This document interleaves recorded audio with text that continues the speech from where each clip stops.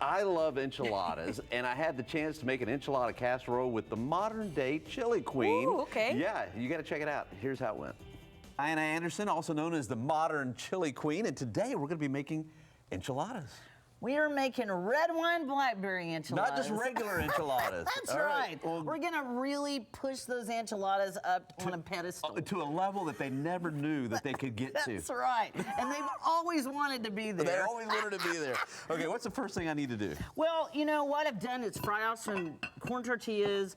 You know, I love to use just a nice yellow corn.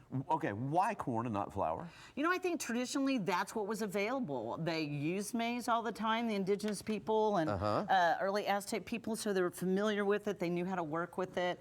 And eventually somebody started probably making a patty cake and it fell in the fire. So this is really authentic. This is. This is authentic stuff. Okay, so we got our corn tortilla. So I'm assuming that we, you know what, you need to tell me. Well, I'll tell you what. Yeah. The big problem is people get really anxious about tortillas. Look at what's happening right now. I know, I'm getting anxious right now. So first you gotta just kind of calm down and realize you're gonna get through it.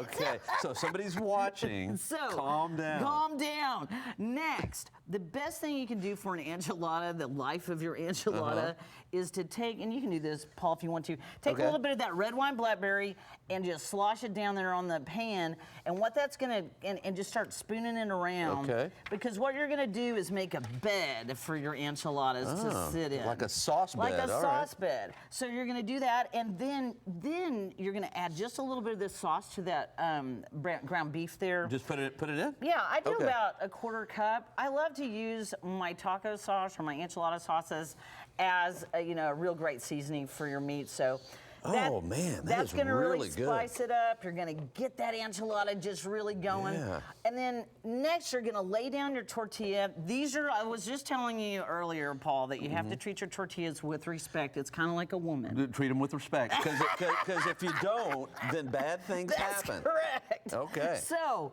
you're gonna toss that tortilla down, and then just take your spoon here and spoon in. You can use a littler one here. Okay. Spoon in a little bit of that meat, because now you're gonna do your filling. All right. Fill it in there, and then you're gonna add in some cheese next. So what is we're basically elevating these enchiladas is what we're doing, basically. You're using a fancy sauce. You're creating a gorgeous spice profile there, and then you're gonna add a lot of cheese and layers and layers. Okay, so cheese is next. Cheese is next. Some people don't do that, but I'm a cheesy girl. Y'all know that. All right. More cheese, yes. Now that's a lot of cheese. That's a lot of cheese. That's great. Okay, now you're on to the roll. The roll part is really hard. Are you ready? I'm ready. Okay, take it, roll it, and then kind of turn it upside down. I know you can do it. Now, are we doing it tight? You're gonna do it tight. To where it'll roll over upside down. There you go, and then push that baby right there.